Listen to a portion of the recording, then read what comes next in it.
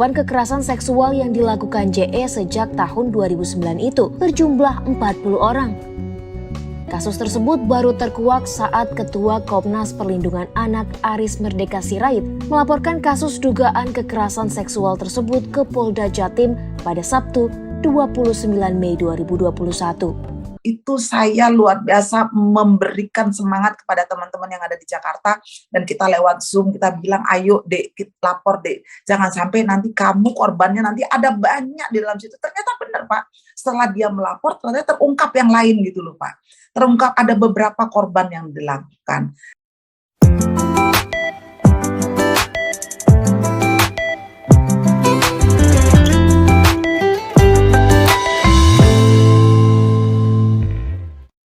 Salam saudara-saudara, kita berjumpa lagi dalam Redemption Issues, dan saat ini kita bersama-sama dengan Ibu Yohana. Salam Ibu Yohana. Shalom Pak. Ibu Yohana ini seorang ibu praktisi yang menangani dari Yayasan Girasa, Yayasan Kemanusiaan untuk Kemanusiaan, menolong korban-korban pelecehan dan trafficking buat perempuan dan anak. Bukan gitu Bu ya? Iya, benar Pak. Terima kasih Bu untuk kesediaannya untuk menjelaskan, dan karena firman Tuhan adalah pelita bagi kaki kita dan terang bagi jalan kita, makanya saya mengundang Ibu Yohana untuk menjelaskan tentang pelecehan seksual, karena saat ini sedang rame-ramenya nih Bu tentang pelecehan seksual, baik di sekolah-sekolah, baik di tempat-tempat ibadah, ataupun juga di sekolah-sekolah agama. Itu banyak sekali korban-korban pelecehan seksual, dan mereka pada awalnya banyak kan tuh takut ini berbicara, menceritakan kejadian yang sebenarnya, menyingkapkan apa yang mereka alami, dan mereka lebih diintimidasi oleh pelaku-pelaku, membuat mereka jadi, saya ngomong apa enggak nih, kalau saya kalah nanti di pengadilan saya akan dituntut pencemaran nama baik. Itu seringkali terjadi seperti itu. Sehingga ini apa yang harus dilakukan? Nah, Ibu sebagai yang selama ini banyak mendampingi korban-korban pelecehan seksual, baik perempuan dan anak. Nah, Ibu boleh mungkin jelaskan, Ibu. Silakan Bu, saya persilakan.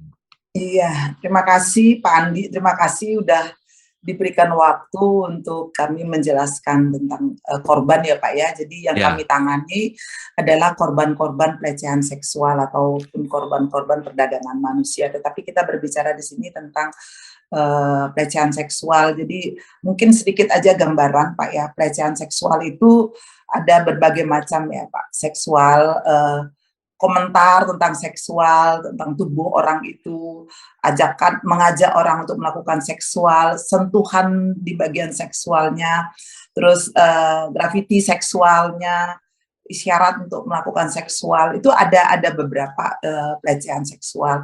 Bukan semata tentang seks itu aja Pak, tapi inti dari masalah ini adalah penyalahgunaan kekuasaan atau otoritas itu ya Pak ya. Jadi seperti mungkin ingin mencoba untuk meyakinkan korban bahwa ini nggak apa-apa, seperti kayak gitu ya Pak ya. Cuman seperti yang Bapak sampaikan, Tata, banyak sekali yang terjadi korban-korban pelecehan seksual itu dilakukan oleh bukan saja lawan jenis Pak ya, bukan saja lawan jenis. Jadi bukan laki dan perempuan saja, tetapi laki-laki dengan laki-laki, perempuan dengan perempuan, itu bisa terjadi. Ini yang perlu kita perhatikan Pak, tentang pelecehan seksual. Nah, pelecehan seksual itu bisa dari gender, perilaku menggoda, penyuapan seksual, pemaksaan seksual, dan lain sebagainya Pak. Cuman yang sekarang ingin kami sampaikan adalah bahwa hal-hal yang kami lakukan terhadap korban, apabila ada korban kenapa sih tidak berani melapor, terus mereka pada umumnya diam. Nah, pertama yang korban tidak mau melapor itu karena korban merasa takut, ya Pak. Korban takut pertama, takut dimarah oleh orang tuanya. Jadi korban itu dia takut dimarah orang tuanya. Kadang-kadang gini, kamu sih, ya biasa orang tua gitu nggak mau mendengar apa yang dialami oleh anak, tapi malah memarahi anak. Kadang-kadang bahkan tidak percaya apa yang dialami oleh anak. Nah, sekarang ini kita harus mengajar kepada anak untuk berani berbicara, Pak. Apa yang dia alami, kepada siapa sih sebenarnya dia harus berbicara apa yang dia alami. Anak itu harus berani mengatakan apa yang dia rasakan di dalam kehidupannya dia. Seperti misalnya, ada yang suka memeluk dia gitu ya, suka pegang-pegang dari belakang, suka pegang pantatnya. Nah, kadang-kadang dibullying, kamu bodimu besar dan lain sebagainya, seperti kayak gitu. Nah, kita harus mengajari anak-anak kita untuk berani mengatakan hal ini, Pak, karena supaya mereka berani, jadi kita harus rajin komunikasi sama anak-anak. Nah, pelecehan seksual ini terjadi bisa saja di dalam lingkupan rumah tangga. Ya, pelakunya itu bisa bapaknya, bisa bapak kandung, bapak tiri, kakak kandung, paman, saudara-saudara yang terdekat, atau bahkan ternak tetangga. Itu bisa sebagai pelaku kekerasan seksual itu. Nah, pada umumnya anak-anak itu kalau masih kecil, mereka tidak berani mengatakan apa-apa, Pak. Jadi karena takut, pertama karena takut. Ada ancaman daripada si pelaku, jangan bilang. Ya, kalau kamu bilang nanti saya bunuh ibumu atau bapakmu atau kakak, menyakitilah pokoknya, seperti menyakiti keluarga daripada anak-anak itu, sehingga anak-anak tidak berani. Ataupun anak-anak itu menjadi tertarik karena diberikan sesuatu oleh pelaku, seperti untuk dijanjikan mainan atau uang, sehingga anak itu menjadi turut kepada pelaku, dan akhirnya anak ini menjadi diam menurut apa yang diminta oleh pelaku.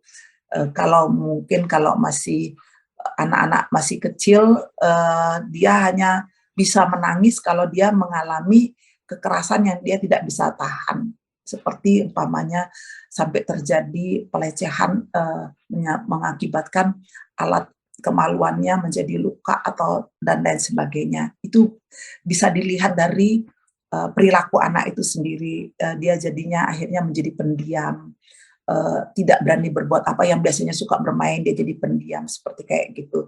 Jadi orang tua, mungkin yang saya sarankan adalah orang tua harus berani bertanya kenapa anak ini yang biasanya lincah menjadi diam. Kemudian orang tua juga harus bisa memperhatikan kalau anak ini yang tadinya nggak punya apa-apa bisa punya handphone umpamanya, seperti kayak gitu, kok bisa ya, cepet ya. Nah, orang tua juga harus memperhatikan seperti hal-hal seperti kayak begini, karena pelecehan seksual itu berbagai macam jenis seperti yang saya jelaskan tadi, adanya karena ada pemberian dari seseorang yang mengakibatkan dia nurut aja apa yang dimau oleh pelaku, seperti itu, Pak. Yang kami tangani adalah korban-korban mengalami pelecehan seksual. Kita harus memberikan penguatan kepada mereka bahwa kamu itu berharga, kamu tuh hebat. Jadi kita harus berani membangunkan semangatnya dia dulu bahwa kamu tuh hebat, kamu bisa melakukan segala sesuatu.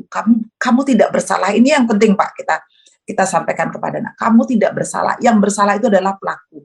Bukan kamu yang bersalah. Kamu tidak mampu. Kamu tidak kuat, tidak bisa buat apa-apa. Oke, sekarang kamu harus bangkit. Tidak boleh terlalu susah menghadapi segala sesuatu. Jadi kita memberikan suatu kepercayaan kepada korban bahwa kamu tuh hebat dengan cara kita mendapat informasi, Pak. Kalau menangani korban seperti ini, enggak selamanya ada korban terus kita langsung dapat apa sih yang dialami oleh korban. Jadi kita harus tahu dulu, Pak. Nah, yang kami lakukan biasanya adalah di saat korban mengalami pelecehan, dia berani menceritakan kepada kita atau orang tua, itu perlu waktu yang luar biasa. Seperti kalau di kami itu bisa sampai 1 minggu, 2 minggu, dia baru bisa percaya, karena dia belum kenal sama kita, tapi dia dibawa di tempat kita, umpamanya seperti kayak gitu, atau kita. Jadi pendekatan itu perlu dilakukan dan menimbulkan kepercayaan korban kepada kita, itu yang membuat anak itu berani bercerita. Nah, dengan adanya cerita yang disampaikan atau peristiwa yang dialami, itu merupakan suatu bukti bahwa anak itu sudah berani. Nah, kita sekarang mengarahkan anak itu harus berani melaporkan. Nah, jadi anak itu tidak menceritakan langsung, tetapi apa yang kita dapat, Pak, sebaiknya memang dari awal kita harus sudah merekam suaranya, karena anak tidak mungkin lagi cerita apa yang dia alami lagi, menceritakan peristiwa berkali-kali kepada orang lain, umpamanya kepada orang yang dia percaya. Kemudian umpamanya kalau lapor ke pemerintah atau kepolisian, nanti ditanya di sana lagi bolak-balik. Nanti ada yang tanya lagi. Ini menyebabkan trauma, Pak. Jadi mungkin sebaiknya kalau umpamanya mengalami bertemu dengan korban semacam ini, semua harus duduk bersama, orang-orang pemerhati seperti pemerhati LSM atau kepolisian atau pemerintah pemerhatian duduk. Sebenarnya juga kalau lebih bagus lagi ada jaksa yang duduk bersama, sehingga kita semua bisa mendengar, oh ceritanya dari awal ini begini, sehingga tidak mengulangi lagi anak itu bercerita lagi apa yang dialami. Cukup satu, bila perlu kita hanya di belakang layar aja. Jadi siapa yang mendengarkan itu aja yang, siapa yang dia percaya itu aja yang bercerita, mendengarkan, dan anak ini bisa percaya dan bercerita kepada kita. Jadi tidak semua orang yang hadir bertanya. Nanti umpamanya kalau dia seperti di tempatnya kami, kalau sudah sampai di rumah tempat pondoknya kami, nanti tidak boleh semua orang bertanya lagi tentang peristiwa apa yang dia alami, Pak. Jadi cukup kami yang memulai, kita bagi hasil asesmen itu kepada korban. Nah, kemudian memberikan penguatan kepada korban bahwa kamu tuh hebat, kamu kuat. Ya, kalau mereka sudah mulai percaya diri, kita ajak mereka untuk melaporkan peristiwa itu. Dan dia harus berani bercerita dari awal. Nah, korban-korban ini harus berani, yang sudah agak-agak besar ya Pak ya, itu mereka harus berani bercerita apa yang dia alami. Kalau mereka tidak berani bercerita, artinya tidak ada yang tahu bahwa ada suatu peristiwa di dalam rumah mereka. Nanti ada korban-korban lain yang akan mengalami peristiwa seperti itu. Oleh sebab itu, anak-anak atau korban harus berani mengatakan apa yang dia alami kepada orang yang dia percaya. Mungkin kalau di gereja mungkin ada ibu guru, kakak layan yang lebih dia dekat, dia boleh bercerita. Nah, memang sebaiknya disarankan agar peristiwa ini yang dialami oleh korban harus dilaporkan, Pak, supaya ada penegakan hukum, ada keadilan yang dialami, dan anak ini langsung bisa mendapat pertolongan, baik itu tentang kesehatannya, baik itu terapi psikolognya, mungkin pendidikannya juga, tapi kan harus dibangkitkan kepercayaannya. Seperti itu sih Pak sementara. Mungkin Bapak bisa menambahkan lagi. Baik Bu, terima kasih. Saya ingin coba bertanya hal-hal yang lebih detail yang tadi Ibu jelaskan tadi. Oke, seandainya kalau anak ada yang jadi korban, apa yang harus dibuat sama orang tua? Jadi Ibu singgung, kamu sih gini, jangan disalahkan anaknya kan? Iya. Justru harus dipeluk, harus ditolong, dikuatkan untuk bercerita. Dan pada waktu anak itu mau bercerita, orang tua, apa yang harus dilakukan sama orang tua, Bu? Apakah dia sudah harus berpikir dia harus hubungi polisi, dan di waktu dia lapor ke polisi, di bagian yang mana, Bu? Kan polisi itu kan ada jalur-jalurnya ya. Iya. Mungkin Ibu boleh jelaskan, atau mungkin harus minta tolong siapa yang bisa menguatkan dulu keluarga ini yang jadi korban, baru lapor ke polisi, atau apa yang harus dibuat oleh sama orang tua? Ya, terima kasih Pak. Jadi kalau ada anak yang berani bercerita sama orang tua, itu sangat luar biasa Pak ya. Jadi orang tua harus memeluk dan mengatakan bahwa kamu tidak salah. Yang salah adalah pelaku dan diberikan penguatan. Nah, biasanya orang tua kan emosi Pak kalau mendengar anaknya itu mengalami seperti hal itu. Jadi mereka sebaiknya menghubungi orang-orang yang lebih dekat. Kalau umpamanya di tempat di sekolah mungkin guru BK-nya mereka harus kasih tahu dulu ibunya atau orang tuanya, atau LSM yang ada, atau dinas pemberdayaan perempuan di semua daerah ada di Indonesia ini ada. Nah itu dia harus bercerita, menjelaskan tentang apa yang dialami oleh anaknya korban. Nah, mungkin saya akan menyarankan seperti begini, kalau ada korban yang mengalami pelecehan seperti gitu, sebaiknya orang tua itu membawa atau mencari orang-orang yang seperti pemerintahan bagian perlindungan perempuan dan anak, atau NGO atau LSM yang ada di sekitar mereka, tempat di mana mereka berada. Kemudian nanti selanjutnya kan ada yang, atau kalau memang melihat anaknya itu punya masalah yang berat Pak, seperti umpamanya terjadi nggak bisa pipis, terus ada keluar darah dan lain sebagainya, sebaiknya orang tua langsung ke rumah sakit dulu Pak. Jadi ke rumah sakit tidak usah bilang minta visum, tapi menceritakan apa sambil nanti melapor kepada pihak kepolisian, karena memang di rumah sakit nanti pasti bayar, tetapi itu ada random pergantian biaya yang akan diberikan oleh kepada korban hasil dari visum itu, dan orang tua tidak bisa mendapat visum. Yang bisa minta visum adalah ke dokter, polisi. Nah, LSM ataupun NGO yang ada, atau pemberdayaan perempuan dan anak yang ada di kota dan kota-kota di mana kita ada, itu wajib menerima, dan orang tua harus berani mengatakan apa yang dialami, menceritakan segala sesuatu yang dialami oleh anaknya.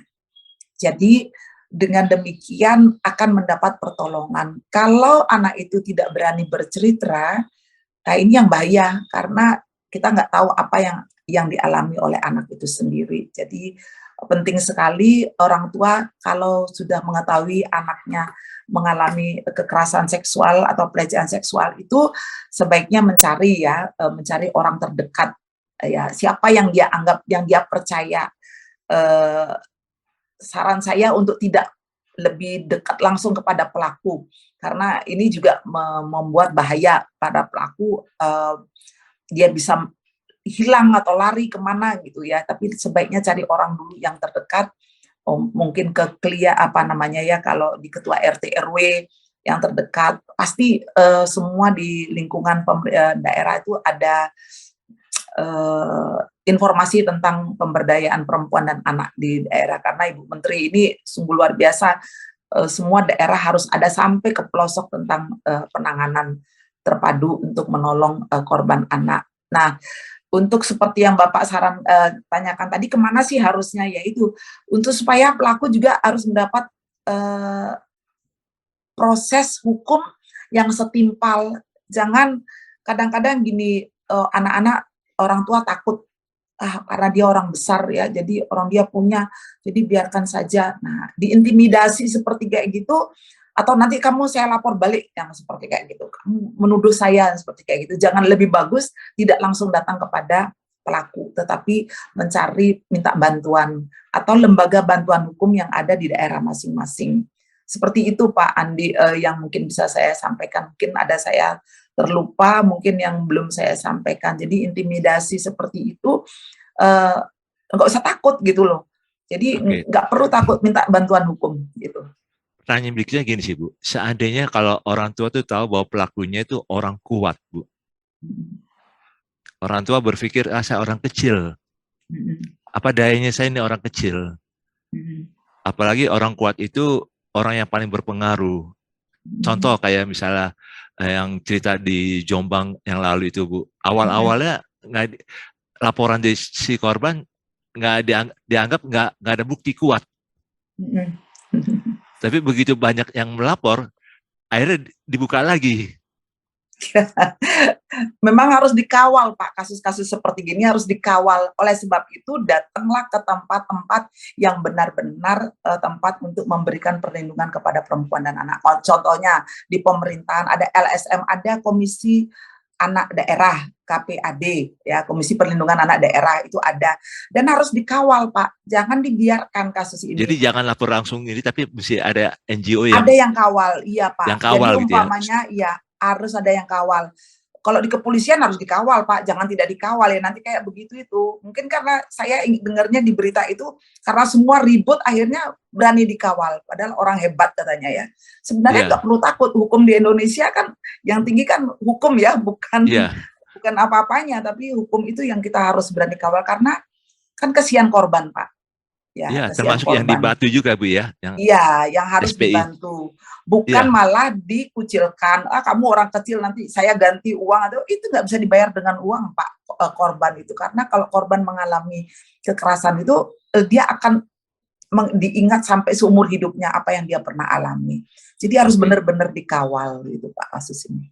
Nah, pertanyaan berikutnya gini, Bu. Kalau korban itu cerita sama orang tuanya, tapi orang tuanya nggak anggap, nggak pedulikan.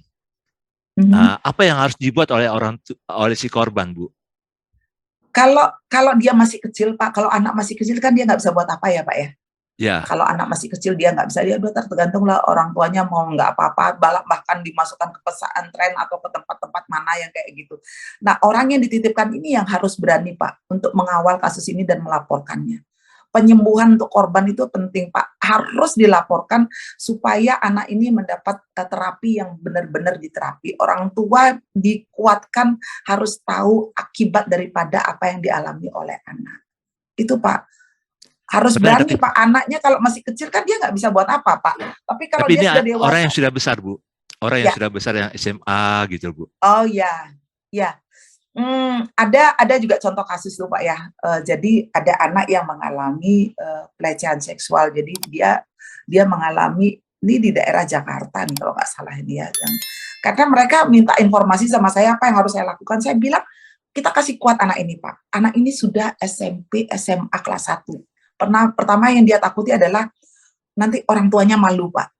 Ya, orang tuanya malu. Kedua, dia takut dengan pelaku. Kemudian apa yang harus dia lakukan. Jadi untuk dia mau melapor, akhirnya mau melapor, Pak, itu saya luar biasa memberikan semangat kepada teman-teman yang ada di Jakarta, dan kita lewat Zoom, kita bilang, ayo Dek, kita lapor Dek, jangan sampai nanti kamu korbannya nanti ada banyak di dalam situ. Ternyata benar, Pak, setelah dia melapor, ternyata terungkap yang lain gitu loh, Pak. Terungkap ada beberapa korban yang dilakukan. Nah, ini harus teman-teman yang dari sana, dari hukum, bidang hukum, dari harus berani bersuara, Pak, rame-rame datang. Kalau enggak bisa, Pak. Apalagi menyangkut salah satu yayasan atau apa tempat-tempat untuk pertolongan kepada anak-anak atau dengan latar belakang apa kayak, Pak. Itu susah karena umpamanya background-nya keras kan ya, Pak, besar gitu ya. Nggak bisa kita lakukan, nggak bisa, Pak. Tetap harus berani. Nah, oleh sebab itu anak-anak mendapat perlindungan, Pak. Perlindungan, anak-anak ini mendapat perlindungan dari LPSK, Lembaga Perlindungan Saksi Korban. Atau mungkin mereka dipindahkan kemana untuk sementara, supaya bisa melanjutkan pendidikannya mereka yang di sana tidak bisa seperti itu. Jadi yang jelas harus dikawal, harus berani lapor, Pak. Ya, itu poinnya, Pak. Jadi walaupun orang tua nggak mendukung, dia harus berani lapor juga ya? Harus berani, karena itu banyak nanti bisa terungkap. Jadi kan dia bisa memberikan dorongan gini, kamu korban, tapi bukan kamu saja, ada orang lain di sana, tapi kamu harus berbicara dulu. Kalau kamu sudah berbicara, nanti pasti semua terungkap gitu. Memberikan penguatan kepada korban itu memang agak susah, Pak. Memberikan percaya kamu hebat itu susah. Apalagi dia sudah dewasa, aku malu loh nanti teman-temanku tahu ceritanya aku gitu loh. Seperti kayak gitu kan, Pak. Wah, aku malu loh nanti seperti ini, semua tahu, tetanggaku tahu. Kita hanya beri dukungan sama dia. Nggak apa-apa, itu masa lalu. Masa lalu kita lihat masa depannya kamu. Bahwa kamu tuh betul-betul berharga. Kamu bisa mampu, bisa melakukan apa segala sesuatu. Nggak usah khawatir tentang hal itu. Semua orang mempunyai masa lalu. Itu yang kita harus perlu jelaskan, Pak. Jadi nggak usah lihat, aduh masa laluku begini, jadi aku nggak mau melapor. Aku nggak mau di media sosial orang semua tahu, tetanggaku, terutama tetangga kan, malu-maluin anak ini ya, seperti kayak gitu kan Pak. Tapi kita beri penguatan kepada mereka. Mungkin satu-satunya jalan kita akan ambil anak itu, kita pisahkan mereka sementara. Oh, oke lah, kok dia bertumbuh besar, dia akan sadar Pak apa yang dia lakukan itu. Seperti itu sih Pak. Jadi korban itu harus berani bersuara, Berani bersuara, laporkan, supaya laporkan. tidak ada korban-korban berikutnya, Bu ya. Iya, itu penting Pak, penting. Jadi tidak ada korban lagi yang tidak terungkap. Kalau sudah satu terungkap, pastilah yang terungkap. Jadi pelaku Pastilah. ini sepertinya kayak nggak puas ya, Bu ya. Iya, sudah seperti maniak di dalam pikirannya Pak. Iya, ya. Jadi kayak gitu. apa ya? Hati nurani sudah kayak binatang buas lah. Sudah nggak ada hati nuraninya lagi Pak. Jadi Iya. urat kemaluannya tuh udah putus Pak. Jadi gitu. Udah putus ya. Jadi dia selalu kalau satu nggak berhasil dia akan cari yang lain. Kalau satu sudah Cari ini, yang lain. dia akan cari yang lain lagi gitu ya. Ya, oh enggak Pasti apa-apa kok kayak gitu. korbannya Biasanya banyak gitu ya. Korbannya bisa banyak. Ya. Apalagi kalau misalnya satu nggak ketahuan, wah ini bagus ini nggak ketahuan, jadi dia akan lakukan lagi gitu ya, Bu ya? Ya, itu bukan saja terhadap anak-anak ya. Mungkin saya nggak bisa berbicara bilang tidak benar. Ada mahasiswa yang pelakunya ada para dosennya kan.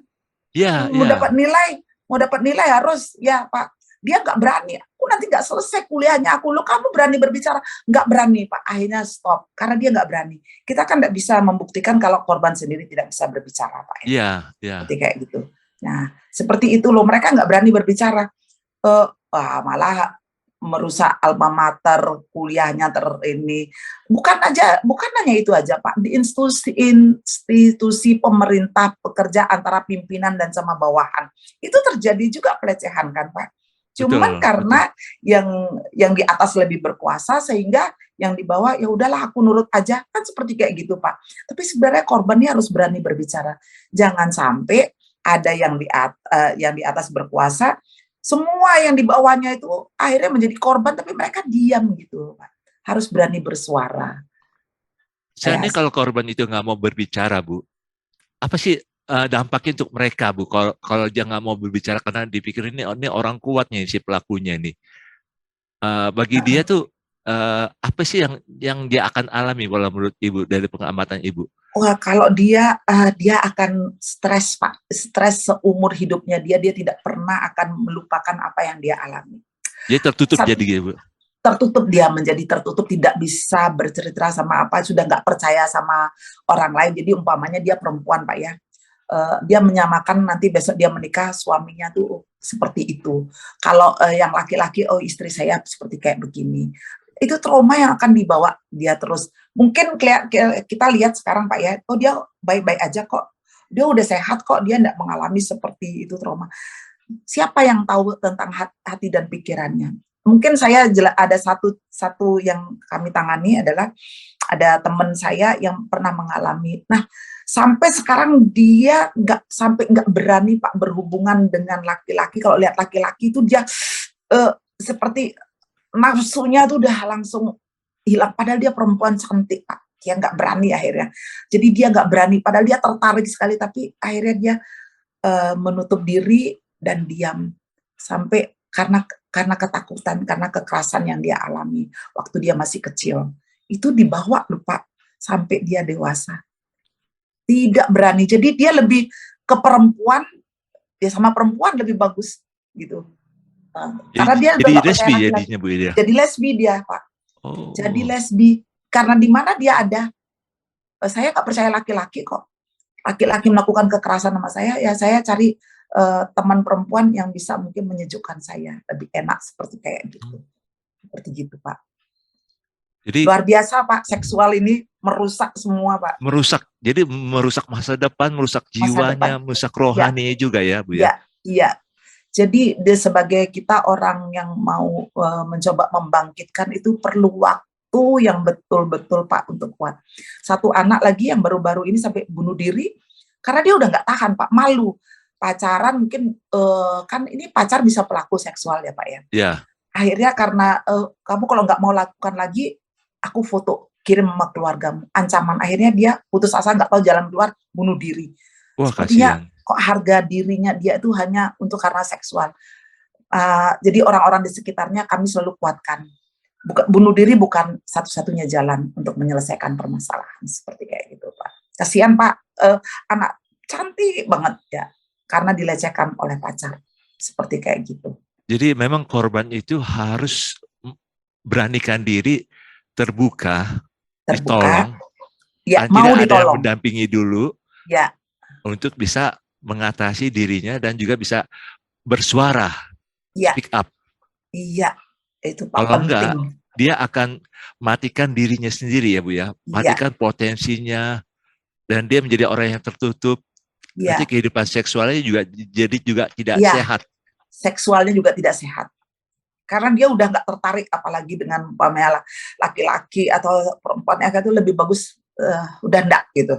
Tertutup dia udah Pak, nggak mau. Kesian kan Pak, kesian Iya, iya, banget yang seperti kayak gitu. iya. Ya, Jadi memang para korban ini harus berani apa ya, berbicara Pak. berbicara untuk memperjuangkan masa depannya gitu sih. Iya.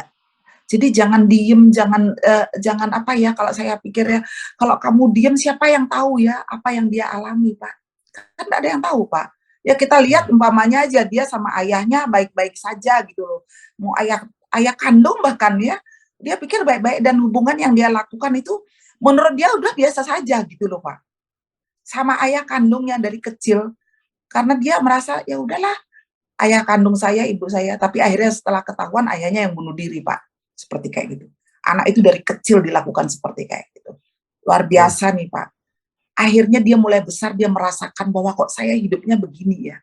Berani berbicara dia Pak, berbicara lewat kepada orang, dan akhirnya kita tuntaskan, kita bisa berusaha untuk menolong, akhirnya ayahnya yang bunuh diri sendiri, karena tahu gitu. hmm. Anak itu dari kecil Pak, sudah dilakukan seperti kayak begitu. Apa yang harus Dilakukan dibuat oleh pelecehan. korban Bu? Kalau misalnya orang tuanya nggak mendukung dia untuk melapor, untuk berbicara, justru bisa saja orang tuanya suruh dia diam. Apakah anak ini, si korban ini harus lari dulu dari rumah Bu? Kalau dia sadar Pak, kalau dia sadar, kalau dia tahu apa yang dia alami, dia akan lari keluar. Tapi kalau dia tidak sadar dan tidak mampu untuk mau kemana saya, jadi dia tidak bisa berbuat apa.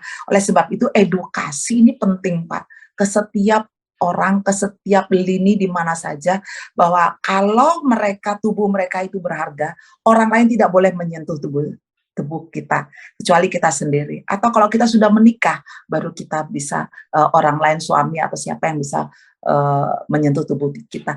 Nah, dari sejak kecil Pak, anak-anak SD, TK, Pak, kami lakukan edukasi, sentuhan boleh, yang tidak boleh itu bagian-bagian tertentu, Ya, bagian mulut, bagian itu kan yang tidak boleh.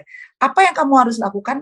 Itu banyak ada yang dilakukan oleh Kementerian Pemberdayaan Perempuan, menggambarkan kalau ada orang yang menyentuh, apa yang harus kamu lakukan? Kamu lari, teriak ya, seperti yang kayak gitu. Itu ini kan tidak semua orang Pak mendengar kayak hal-hal ya, seperti ini. Apalagi kalau di YouTube anak-anak sekarang mana mau yang buka kayak gitu Pak. Tapi ayo kita mulai dari hal yang kecil, umpamanya di gereja kita ya. Kita dari sekolah minggu, Pak. Nah, dari sekolah minggu dari anak yang kecil-kecil, kemudian ada anak yang tangguh. Yang kecil ini kan ada lagi baru, itu jangan bilang, kan sudah pernah di gereja kita kok, sudah edukasi kayak gitu. Ini harus terus-menerus, Pak, dilakukan. Kan ke generasi itu kan lahir lagi, ya. besar, tumbuh. Jadi, jangan berhenti, stop. Oh, udah pernah kok di gereja saya, oh saya sudah pernah di sekolah ini. Jangan begitu, Pak. Hal itu harus dilakukan terus-menerus. Karena semua yang lahir, besar, terus ada lahir lagi, kan itu Ya, siklus ya. kehidupan Pak. Jadi itu yang harus dilakukan seperti itu. Jadi anak itu harus kalau misalnya dia nggak dapat perlindungan dari orang tua, dia harus lari dulu dari rumah Ibu ya Harus minimal. lari dari rumah. Bukan Harus kita ajarin lari. yang nggak baik ya Bu ya. Bukan mengajar yang nggak baik. Dia lari dari rumah karena kenapa? Karena dia takut tidak nyaman di rumah Pak. Karena ada kekerasan yang terjadi. Kekerasan dipukul terus aja anak-anak bisa lari kan Pak. Kalau anak yang Seandainya berani, kalau anak karena itu harus lari dari rumah Bu, dia harus lari kemana nih Bu? anak, kalau kita sebenarnya nggak tahu mau pergi kemana kan Pak. Biasanya Iya, anak nggak tahu lari kemana. Kita kalau melihat anak yang begitu lari terus dia nggak tahu di mana, kita nih masyarakat kadang-kadang paling dia kurang makan kayak gitu. Tapi coba peduli dengan bertanya, ya Pak ya, bertanya kenapa kamu tinggal di mana, kenapa kamu lari, kenapa ada, seperti umpamanya gini Pak, contohnya yang paling gampang tuh gini, anak itu pergi ke rumah temen ya Pak ya, karena dia lari dari rumah takut. kemudian dari rumah teman, orang tua atau temannya orang tua anak-anak ini, jangan membiarkan anak itu tidak ditanya kenapa kamu kok lari dari rumah, kan gitu ya, kenapa, ada masalah apa. Kadang-kadang orang tuh nggak mau peduli, oh temannya anak saya, dia tinggal di sini karena ada masalah di rumah, cukup. Nggak kayak gitu, Pak. Kita yang harus bertanya, ada apa ya di rumah, kenapa. Kalau kita dekat sama dia, suruh anaknya kita, kan mereka berteman, tanya kenapa, ada masalah apa, sehingga kita tahu, Pak. Jangan kita membiarkan aja, yang penting kasih makan, dia tidur silakan bergabung. Kita nggak tahu apa yang dialami anak itu. Kalau dia lari itu bagus kalau ke rumah teman, ya. Tapi kalau dia di jalan juga pun, mungkin orang lain yang tahu lihat anak ini berhari-hari di jalan, ya kita harus peduli ya Pak ya. Sekarang tidak seperti dulu ya. Tapi banyak anak-anak yang di jalan yang itu minta-minta, tapi kalau dia duduk mungkin dia pergaulannya yang menyebabkan dia akan menemui masalah, Pak. Mungkin karena sudah nggak tahu dia harus berbuat apa, dia melakukan pencurian untuk bisa makan, karena udah nggak tahu kemana dia, Pak. Banyak akibat-akibat, Pak, dari kekerasan yang terjadi ini, mengakibatkan anak keluar dari rumah karena tidak merasa nyaman, tidak tahu di mana, ya udahlah akhirnya mencurilah, atau gabung dengan orang lain, geng mencari orang-orang yang tepat menurut dia, padahal sasarannya dia salah, seperti kayak gitu. Itu, nah, Pak. Itu kalau dari rumah, Bu. Seandainya kalau anak si korban ini, itu di asrama sekolah, orang tua taruh anaknya itu di asrama itu, masuk pendidikan, terus dia mengalami pelecehan di situ, baik oleh pendidiknya, atau orang yang paling berkuasa di sekolah itu, sehingga apa yang harus dia buat, Bu? Kalau dia keluar, dia kabur, dia akan berpikir, ini kan orang tua saya berharap untuk saya bisa sukses melalui sekolah di sini. Saya mengecewakan harapan orang tua ini, supaya saya bisa menjadi sukses. Tapi kalau saya mengalami kayak gini, apakah saya harus lari? Apa saya harus tetap sabar aja supaya orang tua saya senang? Nah, apa yang harus dibuat sama anak itu, Bu? Kalau misalnya dia di sekolah, di asrama sekolahan yang orang tua taruh gitu, Bu. Ya seperti tadi, Pak. Dia harus berani bercerita lagi kembali, harus berani terbuka kepada orang tuanya. Pertama, yang kedua kepada orang yang dia anggap dekat, temannya mungkin yang sebaya sama dia. Mungkin temannya juga, oh aku iya lo juga mengalami seperti kamu, seperti kayak gitu. Harus mereka berani. Nah, untuk kembali lagi Pak, untuk mengatakan, mengajak mereka berani, harus ada orang yang menguatkan, Pak. Jadi dia berani bercerita. Kalau dia bilang, aku nggak sanggup lagi sekolah ada di asrama ini karena saya mengalami ini. Orang tua yang harus kita kasih tahu, Pak. Daripada masa depan anak hancur, kita harus berani mengatakan sesuatu. Pasti ada buka jalan untuk masa depannya anak-anak ya Pak ya. Seperti yang saya katakan tadi, cerita peristiwa yang di Jakarta itu, orang tuanya marah-marah Pak. Tapi teman-teman yang di sana pendekatannya memberikan penjelasan kepada orang tuanya bahwa anak mengalami seperti ini. Dan orang tua harus mengerti, dan mereka orang tua memang mengerti, Pak. Dan lagi proses berjalan sih, Pak. Ya, semoga ini berjalan dengan baik, tidak ada permasalahan di sana. Nah, cuman yang menjadi masalah, orang yang di dalam tempat itu harus diangkat dan disisihkan, tidak boleh bekerja di situ lagi. Itu harus pertama. Kedua, dan harus dimonitor, Pak, lagi. Di mana dia, apakah pindah dari satu tempat, pindah ke tempat yang lain. Kan gitu ya Pak ya? Karena kalau dia masih tetap seperti ada di lingkungan tempat penampungan anak-anak, akan terjadi korban lagi di situ Pak. Gitu. Jadi harus tahu kemana dia perginya. Seperti ada radar yang harus mengikuti dia Pak. Kalau enggak, nanti di sana jadi korban lagi kan Pak? Iya, iya. Ya, oh dia udah keluar dari yayasan ini kok sudah aman. Tapi di tempat yang baru, dia buat lagi sesuatu yang mengakibatkan banyak, karena ininya sakit Pak. Itu manusia yang sakit itu Pak, yang seperti kayak gitu. Jadi anak itu harus berani, orang tua harus berani membela orang tua anak. Berani, kalau anak harus dia berani. Di asrama itu nggak menolong, harus selamatkan dulu anak ini ya. Selamatkan anak untuk keluar dari sekolah itu. Dan baru atau lapor. Melapor. Cari orang-orang yang terdekat Pak untuk bisa melapor. Bantuan hukum terutama Pak. Nah seperti itu. Ya, karena kayak misalnya yang cerita yang lagi saat ini viral Bu, yang di Jakarta ini yang perempuan yang lagi viral itu yang SCBD Bu. Oh iya. Sudirman, Citayam, Jadi mereka ini si JJ yang namanya JJ, dia lari dari rumah karena orang tua kan cerai. Iya. Papanya orang Belanda, mamanya orang yang cukup berada. Tapi dia dibesarkan di rumah omanya. Tapi waktu dia mengalami pelecehan oleh orang yang kerja di omanya, dia lari. Mamanya nggak peduli. Nah, waktu mamanya nggak peduli, terus sekarang ini sudah viral, mamanya bilang, kembalilah anakku, pulanglah. Anak ini langsung bilang, Mama di mana selama ini? Iya. Nah, Mama ini nggak yang peduli. Mama nggak peduli. Jadi kan kasihan nih orang-orang yang mengalami pelecehan. Jadi kan kayak gini gitu lah. Jadi dia cari apa ya, kehidupan itu di luar rumah. Justru nggak lebih aman. Iya. Salah yang dia ketemu, Pak. Kalau ketemu yang baik, dia akan dapat yang baik. Tapi kalau dia ketemu komunitas yang dia cari, saya nggak aman, ternyata komunitas yang dia temui itu ternyata bukan yang baik, hancur dia, Pak. Kedepannya hancur. Jadi dia memang perlu ditolong, perlu diajak untuk bergabung di dalam komunitas yang benar. Seperti kayak gitu. Ya, jadi korban-korban itu juga harus juga dia perhatikan ya. Dia harus dapatkan komunitas yang sehat ya. Komunitas yang sehat, komunitas yang benar, yang memberikan tidak. Jadi kita gini Pak ya, kita nggak bisa bilang oh kamu harus begini, kamu harus ini. Kasih kegiatan yang membuat dia melupakan peristiwa dan kita dorong apa yang kamu inginkan ke depan. Ya Pak, biasanya rata-rata korban seperti kayak gitu dia nggak mau sekolah lagi lah Pak ya. Malu pertama karena sudah usianya. Jadi oke, kamu nggak mau sekolah, kamu mau apa yang gitu. Karena ada banyak wanita terutama banyak keterampilan yang dia bisa buat. Kita ikutilah Pak apa yang kamu mau umpamanya seperti kayak itu. Nah, seperti kalau di kami di Gerasa itu kan ada barista Pak ya. Itu kan anak muda lebih senang barista ya. Betul. Kopi ya. Itu ayo diajarin barista.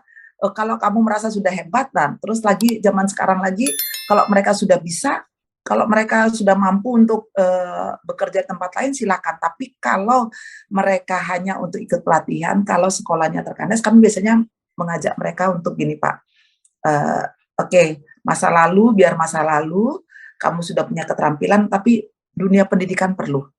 Nah, kita mengarahkan dia untuk ikut sekolah kejar paket Pak. Dari sekolah kejar paket, dia walaupun dia menjadi korban, dia punya keahlian dan dia pendidikannya dia berjalan. Sehingga walaupun apapun selalu kita beri semangat, hebat kamu. Ya, jadi nggak perlu kita bercerita sama orang lain, saya begini, tapi kamu tunjukkan kepada orang lain bahwa kamu hebat. Ya, seperti kayak gitu kan. Banyak Pak, malah yang udah jadi kuliah sekarang Pak, mereka karena ingin masa lalunya mereka, wah aku kuliah sekarang, cerita sama teman-temannya, ya ada beberapa yang menikah, tapi sudah temanku yang kuliah, saya ini korban loh Bunda, cuman saya kenapa memikirkan masa lalu saya, sekarang saya lebih bisa membanggakan diri bahwa masa lalu saya sudah, sekarang saya bisa berdiri sendiri dengan keterampilan saya yang saya miliki, seperti apa ya sekarang tuh Pak, nail art gitu. Pokoknya wanita-wanita punya ya Pak yang sekarang mereka cantik-cantik, mereka hebat kan Pak. Jadi harus kita dorong, harus mereka berani, harus mereka keluar dari tempat itu. Jangan menjadi korban terus seperti itu. Jadi ada orang-orang yang berhasil waktu mereka berani bicara, didampingi. Ada Pak, ada. Jadi banyak yang berhasil mereka akibat dari kekerasan yang mereka alami, mereka berhasil Pak. Bahkan yang walaupun tidak dinikahi, hamil punya anak, saya yang bisa membiayai hidup saya. Saya bisa hidupi anak saya. Saya nggak butuh laki-laki. Nah seperti itu lagi Pak. Saya nggak butuh laki-laki. Karena dia udah trauma kan Pak. Itu Pak. Seperti saya nggak butuh laki-laki. Kan ini sangat sayang ya Pak ya. Tapi pilihannya dia saya merasa baik Pak. Karena apa? Sekarang laki-laki lihat dia menjadi sukses. Jadi semua orang datang mau menikahi dia. Dia bilang, nanti saya nikah baru 1 minggu, oke, berjalan minta cerai. Repot saya. Nah, seperti kayak gitu. Jadi apa yang mereka lakukan sekarang ini, saya bangga kepada anak-anak yang perempuan terus teristimewa Pak ya, yang mau maju gitu Pak ya. Akibat apapun masalahnya mereka untuk tidak kembali. Kembali ke dunia mereka atau mereka menjadi korban, mereka harus bangkit gitu Pak. Harus bangkit, nggak bisa terus begitu. Yang penting mereka mau tahu caranya, kalau mengalami lari. Nah itu Pak. keluar dari itu, berani bercerita, berani melaporkan hal itu. Gitu, Pak. Nah, menurut Ibu, kalau misalnya ada korban pelecehan dan memang dia simpan terus selama ini, nah waktu dia mau menikah dengan pasangannya, kira-kira menurut Ibu dia perlu bicara atau dia tetap simpan sampai dia nikah? Itu ada pernah yang saya alami seperti kayak gitu, Pak. Ada mereka cerita. Jadi dia tidak pernah bercerita sama pasangannya yang sudah dinikahi. Akhirnya terjadilah keributan mereka. Nah, terjadi keributan, akhirnya mereka mulai datang ke hamba Tuhan, bercerita masa lalunya mereka. Ya, mereka saling meminta maaf dan mereka memulai. Kan kita nggak tahu dalam hatinya orang, Pak. Iya. Ya kan, Pak? Iya, Ya. sekarang di depan hamba Tuhan boleh mengaku. Tapi kan lubuk hati yang pernah luka itu loh, Pak. Itu saya nggak tahu juga bagaimana untuk melupakan seperti kayak gitu. Gitu loh, Pak. Kan Tuhan bilang ampunilah mereka yang melakukan, Pak. Tapi Ya. luka yang di dalam ini loh, Pak, seperti kayak gitu. Betul. Ya, nah, gitu. Berarti sebenarnya dia perlu ungkapkan ya, perlu selesaikan masalah. Perlu diselesaikan. Perlu Jadi diselesaikan mereka. Kalau berbicara itu bukan berarti tidak mengampuni, Bu ya? Ya, harus ada. Belum berbicaranya kayak gitu, belum mengampuni, Pak, karena memang benar-benar harus dilupakan semua, harus melupakan semua, harus mereka masing-masing mengetahui keadaan mereka. Jadi awalnya untuk pernikahan itu memang harus dibimbing, harus mereka saling terbuka ya. Tapi kan tidak semua orang yang menjalankan gitu ya, Pak ya. Ya. Tapi harus dari gereja lah, memulai gereja ini memulai hal-hal seperti kayak gitu. Tidak hanya belajar untuk pranikah, tapi pranikah itu kan panjang kan, Pak ya. Betul. Nah, maksud saya gini, Bu. Seandainya kan Tuhan sering mengajarkan kita, ampunilah musuhmu. Tapi kalau misalnya si korban itu berbicara menyingkapkan kejahatan seksual yang dilakukan oleh pelaku, itu bukan berarti tidak mengampuni kan, kalau dia harus berbicara kan. Karena dia harus selesaikan masalah itu dan juga harus menyelamatkan banyak orang. Iya, betul. Jadi harus terlepas dari hal mengampuni atau tidak mengampuni. Iya. Karena dia harus betul-betul bisa tahu bahwa jangan sampai ada korban-korban yang lain lagi. Ya, mungkin ada istilah ya penyintas ya, Pak. Jadi orang itu karena dia mengalami dulu, akhirnya dia mau terjun ke dunia seperti ini, dia bercerita masa lalunya, dia beberkan semua apa yang dia alami. Dan dia mengajak orang untuk mulai, ayo kita lupakan semua. Berani, Pak, bercerita. Saya bercerita masa lalu saya. Ayo kita memulai, kamu harus bisa, kamu mampu, seperti kayak gitu. Okay. Itu susah, Pak, berani bercerita. Betul. Masa lalu kita di depan umum, berarti nggak, Pak, kan tidak semua orang. Nggak semua orang, betul. Tidak semua orang, Pak, berani bercerita masa lalunya. Jadi ya kembali lagi berani terbuka ya, Pak ya, berani melaporkan seperti kayak gitu, Pak. Jadi yang namanya pelecehan seksual ini bukan hanya laki-laki pada perempuan, tapi bisa laki-laki pada laki-laki, perempuan kepada perempuan. Tapi juga ada juga yang perempuan dewasa kepada anak-anak kecil, anak-anak laki-laki kecil. Ada, iya, sakit, Pak, sebenarnya kalau dilihat itu ya sakit. Harusnya mereka berpikir wajar ya, Pak ya. Sekarang gini, Pak, contohnya aja, Pak. Kita kan lihat anak-anak sekarang kalau lucu-lucu pakai singlet ya, Pak ya. Anak kecil-kecil pakai singlet, pakai celana dalam aja. Apalagi lari-lari wanita, anak-anak yang lucu-lucu gitu. Kalau pikirannya laki-laki itu memang ngeres, Pak ya, apa istilahnya ngeres lah, Pak ya. Itu pasti dia udah, ini di otaknya, anak ini merangsang dan lain sebagainya. Tapi kalau kita melihat dari sisi yang baik, anak ini cantik, lucu, dan jadi jangan disalahkan anak yang pakai baju begitu, Pak, artinya. Dia kan memang karena kepanasan, dia pakai baju singlet dengan celana dalam, anak masih kecil, 2 tahun, 3 tahun, lucu-lucu, ya, di rumahnya dia, kenapa tidak gitu. Tapi orang yang di dalam rumahnya inilah ya, Pak ya, seperti kalau yang kita lihat anak yang lari dari rumahnya, ibu di mana selama ini kan gitu. Ya, ibunya bilang ya kamu kan aman-aman aja kan gitu. Ibunya merasa aman tapi anaknya menderita. Jadi pelaku itu yang ada di dalam rumah itu sebenarnya otaknya, Pak, yang harus diselesaikan. Otaknya itu harus benar-benar diarahkan. Jangan melihat segala sesuatu langsung dibawa ke hal yang negatif. Seksual aja yang ada di dalam pikirannya. Nah, bagaimana orang begitu banyak? Ya, mungkin kita Pak yang ada di sekitar kita yang kita bisa pencegahannya melalui orang di sekitar kita. Baik. Susah Pak, memang ini negaranya besar gitu. Siapa yang mau kayak gini lah? Ya semua kalau berpikir negara besar ya pemerintah juga nggak sanggup Pak menangani semua sekian juta orang ya Pak ya. Tapi kita mulai yang ada di sekitar kita Pak. Yang ada di sekitar kita, apa yang bisa kita lakukan, lakukanlah Pak. Jadi seperti itu. Itu prinsip saya Pak. Jadi lakukan yang terkecil sekalipun. Betul. Tangan kanan buat, tangan kiri nggak perlu tahu. Itu tulisan saya Pak.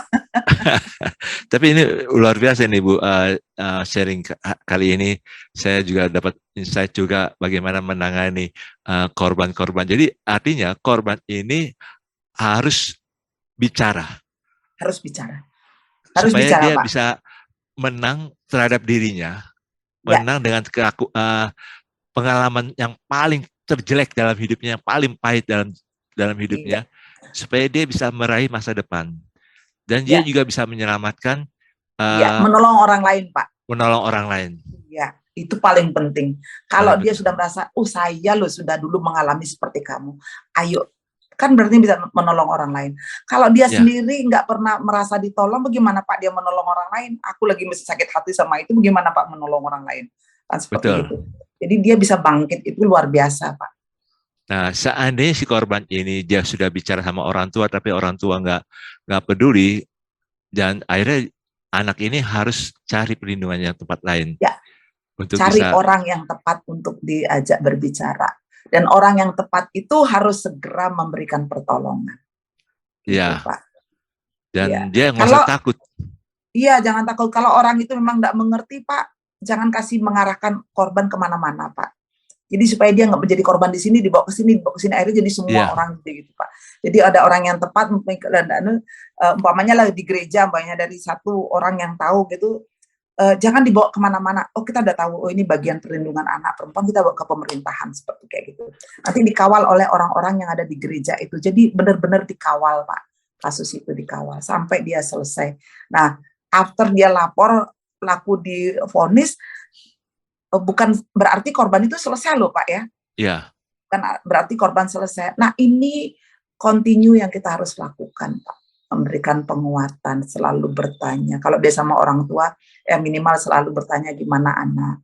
Kalau anak itu sendiri ada di komunitas, ada diajak untuk biar dia lebih percaya diri. Itu Pak, sampai bertumbuh bertahun-tahun Pak. Ada yang kemarin penyintas itu, dia bilang saya sampai 17 tahun minum obat. Dari dulu saya sampai sekarang minum obat. 17 tahun Pak, dia karena korban. Minum obat untuk dia tenang. 17 tahun bukan waktu yang sebentar loh Pak. Itu lama banget ya seperti kayak gitu. Untuk menenangkan, untuk percaya diri. Jadi saat dia berbicara saya sudah mulai lepas obat sedikit-sedikit. Luar biasa itu pelecehan yang dia alami seperti kayak gitu. Nah, ya berarti juga jadi istilahnya gini Bu. Orang yang mendengar si korban ini bercerita, hendaklah orang yang pertama ini punya yang tadi Ibu bilang itu melakukan, jadi direkam. Ya. Cerita minta itu. Izin Pak, maaf. Saya menyampaikan gini Pak, jadi kalau ada orang yang datang Pak, anak ya umpamanya, kita bilang, kita rekam ya cerita suaramu. Jadi kita harus minta izin sama dia Pak, merekam apa yang kita tanya, ini sebagai bukti. Jangan kita ujuk-ujuk kita ngerekam, itu bisa dituntut kita Pak, nanti IT Pak, ya menyebarkan, karena kan kadang-kadang gampang sekali Pak, ada orang ngerekam langsung diedarkan kayak gitu loh. Sekarang sekarang. Jadi kita harus minta izin kepada korban yang kita wawancarai dan harus komitmen tidak diedarkan kepada siapa-siapa. Jadi siapa yang mengedarkan ada orang yang ada di situ aja kan Pak. Nanti dituntut ya urusannya kamu, tapi yang jelas kita harus minta izin kepada korban Pak. Jadi minta izin supaya tujuannya kan supaya si korban itu jangan cerita-cerita terus. Nanti bisa melukai dirinya lagi. Iya, tujuannya jadi kita itu minta kan. izin, minta izin ya supaya nanti ya seperti saya, Bunda udah tua, jadi biar direkam ya suaranya ya, nanti supaya kalau Anda lagi Bunda lupa, Bunda bisa ingat lagi gitu, seperti kayak gitulah Pak. Mesti menjelaskan nama mereka. Jadi jangan asal ambil sembarangan ngerekam Pak ya. Oke. Ini petunjuk ini kan bagus Bu. Petunjuk praktis, jadi praktis, si korban bisa tertolong juga. Tertolong juga. Orang yang mendengarkannya juga harus tahu bagaimana cara menolongnya. Iya. Karena kan ini P3K kan. pertolongan pertama. Satu lagi Pak, mungkin kalau lihat korban itu jangan terlalu bingung apa yang harus kita lakukan. Lihat situasi, kalau dia mengalami luka Pak, yang umpamanya ada susah pipis dan lain sebagainya, bawa aja ke dokter Pak.